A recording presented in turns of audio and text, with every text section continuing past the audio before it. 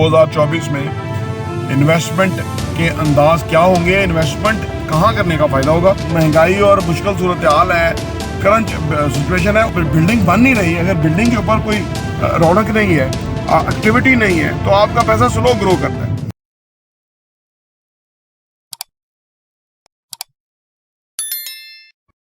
बिस्मिल्लाहिर्रहमानिर्रहीम, अस्सलाम वालेकुम रहमतुल्लाहि व बरकातहू। मेरा नाम अहमद यकीन है, आप देख रहे हैं प्रॉपर्टी टीवी। 2024 में इन्वेस्टमेंट के अंदाज क्या होंगे, इन्वेस्टमेंट कहाँ करने का फ़ायदा होगा और इन्वेस्टमेंट को कितना सीरियसली करना होगा।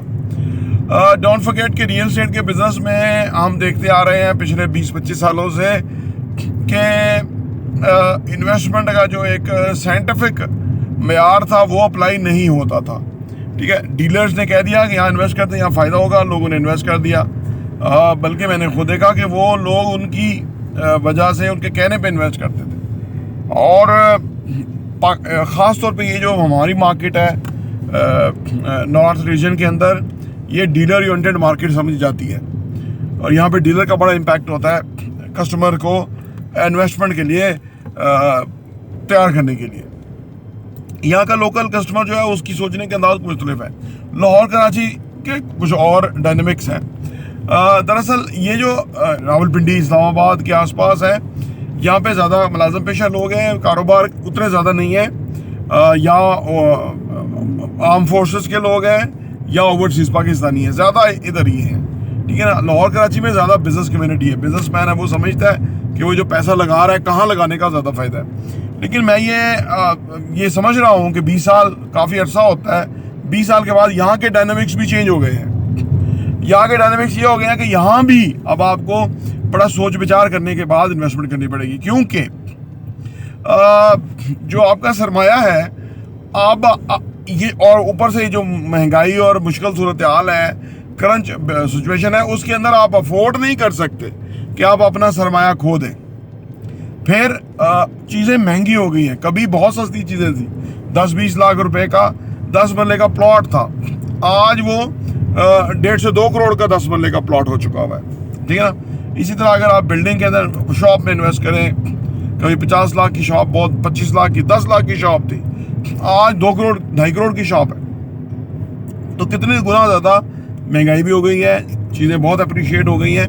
तो इस सिचुएशन में आप अफोर्ड नहीं कर सकते कि आप साइंटिफिकली इन्वेस्ट ना करें, कैलकुलेशन ना करें और आप कहें कि तुक्का लग जाएगा तो प्रॉफिट आ जाएगा। नहीं, ऐसा नहीं होगा। अब अगर फर्ज करें मैं बात करूं उन प्रोजेक्ट्स की कि जहां आप इन्वेस्ट कर सकते हैं, जो कंस्ट्रक्शन के प्रोजेक्ट्स हैं, तो उसमें बेशुमार इस वक्त ऐसे पार्टियां हैं कि जो डिफ़ॉल्ट कर गई हैं, या वो अपने कस्टमर को ऑन नहीं कर रही, या वो अपनी जो कंस्ट्रक्शन की प्रोग्रेस है उसमें बहुत पीछे हैं। हम क्योंकि प्रोफेशनल हैं, हम जानते हैं कि कब उन्होंने शुरू किया था, कब उनकी क्या कमिटमेंट थी और आज वो कहाँ तक पहुँचे हुए हैं। तो वो बहुत बिहाइंड है। ठीक है ना, साल वो कमिटमेंट से पीछे हैं। अब वो भले मानस बंदे हैं, आप उनको कह भी नहीं सकते कि भैया आप साल पीछे हैं, तो आप कस्टमर को क्या दे रहे हैं, किस्तें तो आप मांग रहे हैं, किस्तें तो आप ले रहे हैं, तो आप वो कमिटमेंट नहीं पूरी कर रहे, क्योंकि उन्होंने सोचा कि बड़ा आसान होगा, ज़्यादा प्रोजेक्ट में चले गए, क्वालिटी जो पेस ऑफ द कंस्ट्रक्शन है वो लूज कर गए। अब ये आपका पैसा स्लो ग्रो करता है। अगर बिल्डिंग बन नहीं रही, अगर बिल्डिंग के ऊपर कोई रौनक नहीं है, एक्टिविटी नहीं है, तो आपका पैसा स्लो ग्रो करता है। अब इन्वेस्टर को ये पता नहीं होता, इसीलिए हम इन मौज़ूआत पे बात करते हैं और आपके सामने लेके आते हैं कि देखिए आप इस चीज़ को समझें कि आपका पैसा क्या बेनिफिट आप उसके आ रहे हैं। ठीक है ना, तो वहाँ इन्वेस्ट करें जहाँ पे आपको बिल्डिंग की प्रोग्रेस नज़र आए। ठीक है ना, ताकि आपका पैसा फास्ट ग्रो करे। ये एक अहम पहलू है। अच्छा, दूसरा, जब के जो बिल्डर्स क्राइसिस का शिकार होता है, कैश फ्लो के सीरियस इशू होते हैं कैश फ्लो के, तो वो बड़ी अट्रैक्टिव ऑफर देता है। अब उसमें सादा लोग, आम बंदा वैसे ही फंस जाता है कि यार इतनी बढ़िया ऑफर है, इतना बड़ा फायदा नजर आ रहा है। वो नहीं देखता कि ये वो फंसा हुआ है, और बाजार तो वो नहीं बताता होगा तो ये मेरा चल रहा है, ये इतने प्रोजेक्ट जी मैंने इतने में कर लिया, इतने में डिलीवर कर गया, इतने मेरे रास्ते में है, इतने मेरे, वो सारी कहानी, वो सारी सेल्स पिच अपनी जगह। लेकिन जो इस वक्त की सूरत हाल है वो कस्टमर को पता नहीं होता तो वो फंस जाता है। वो फंसता है, वो जो मकड़ा जाल में फंसा लेता है वो इस तरह होता है। अब आप कहेंगे कि आप डरा रहे हैं इन्वेस्टमेंट के लिए, तो फिर कैसे इन्वेस्ट करें? देखिए, मैं डरा नहीं रहा, मैं ये आपको बताना ये चाह रहा हूँ कि स्मार्ट इन्वेस्टमेंट करें, ठीक है ना। आप अगले की बात का एतबार करें, लेकिन फिजिकली उसकी साइड भी देखें, फिजिकली उसकी प्रोग्रेस भी देखें, ठीक है ना। और जो कमिटमेंट करें उसको लिंक करें विद द इंस्टॉलमेंट, कि भाई आप इतना काम कर लोगे तो मैं इंस्टॉलमेंट दे दूंगा, और अगर आप इतना काम नहीं करोगे मैं इंस्टॉलमेंट नहीं दूंगा, क्योंकि आप प्रोग्रेस करोगे तो यानी जेन्युइनली जब आप इन चीज़ों को सही मायने में एड्रेस कर लेते हैं और देख के समझ के इन्वेस्ट करते हैं तो आपको फ़ायदा होता है। हर काम में वक्त के साथ साथ तब्दीली आती रहती है। इन्वेस्टमेंट के काम में भी वक्त के साथ तब्दीली आ गई है।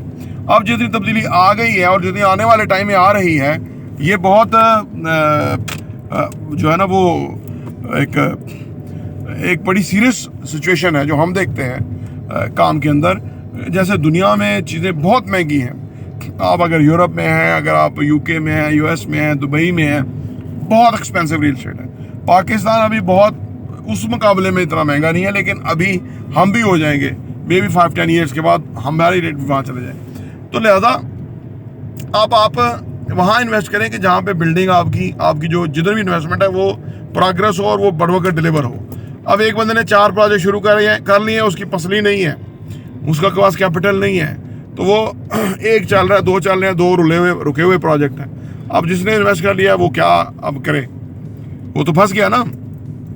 तो लिहाजा आप भी कोशिश करें कि स्मार्ट जगह पे इन्वेस्ट करें, जहाँ पे प्रोग्रेस हो, जहाँ पे आपका पैसा ग्रो करे, जहाँ पे गारंटेड वो फ़ायदा हो। आखिरी बात कि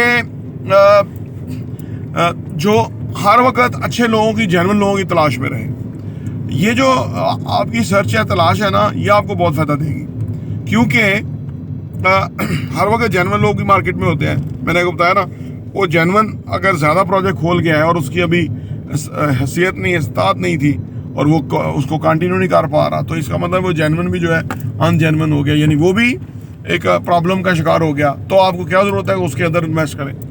उसके अंदर वो तो अब जिस सूरत हाल का शिकार है उसमें उसको मसले आएंगे।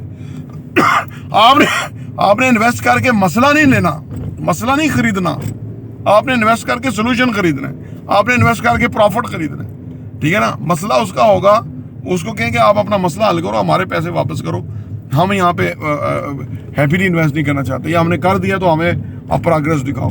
देखो, जब तक कि आप 2 टोक नहीं होंगे ना तो आप लॉस करेंगे। जो लोग 2 टोक होते हैं, जो बहुत क्लियर होते हैं, जो बहुत अच्छे इन्वेस्टर होते हैं, वो प्रोग्रेस को देखते हुए मामलात करते हैं, उससे उनको बहुत फ़ायदा होता है। तो जहाँ भी आप इन्वेस्ट करें, आप लाहौर, कराची, इस्लामाबाद में कहीं भी हैं, दुनिया में कहीं भी हैं, आप जो चेक करें वो प्रोजेक्ट चेक करें, प्रोजेक्ट करने वाले लोग चेक करें, प्रोजेक्ट की प्रोग्रेस चेक करें, प्रोजेक्ट की लोकेशन चेक करें, प्रोजेक्ट कब शुरू हुआ और कब डिलीवर होगा ये चेक करें, उस एरिया में रिक्वायरमेंट क्या है, उस एरिया में क्या क्या चीज़ें आने वाली हैं, प्रोजेक्ट लगने वाले हैं, वो चीज़ कब तक कितनी अप्रिशिएट होगी, ये बहुत सारी चीज़ें चेक करने वाली। इसकी एक चेकलिस्ट बना लें, उस म्यार पे उस चीज़ को परखते हुए इन्वेस्ट करें तो आपका बहुत फ़ायदा होगा। प्रॉपर्टी देखने का बहुत बहुत शुक्रिया।